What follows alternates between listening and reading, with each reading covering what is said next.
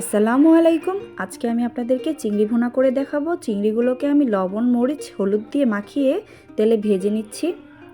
ভাজা হয়ে গেলে আমি এগুলোকে উঠিয়ে নেব।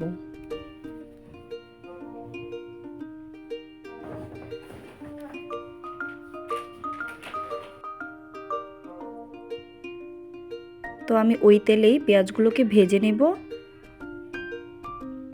ভাজা হয়ে গেলে আমি এখানে 2 চা চামচের মতো আদা রসুন পেস্ট দিলাম, 1 চা চামচ লবণ দিব, 1 চা চামচ মরিচের গুঁড়ো দিব আর 2 চা চামচের মতো হলুদের গুঁড়ো দেব। আপনারা যার যার পছন্দ মতো পরিমাণ মতো দিয়ে দিবেন। তো আমি এখানে 1 চা চামচ ধনিয়া গুঁড়ো দিলাম আর আধা চা চামচের মতো সাদা গোলমরিচের গুঁড়ো দেব। এখন আমি এগুলোকে ভালো করে নেড়ে চেড়ে কষানোর জন্য 1 কাপের মতো পানি অ্যাড করে দেব।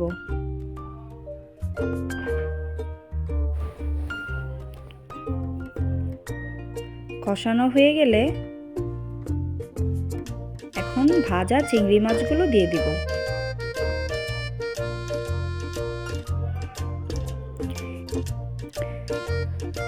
এখন ভালো করে নেড়ে চেড়ে আমি এখানে আবার 1 কাপের মতো পানি দিয়ে দিব।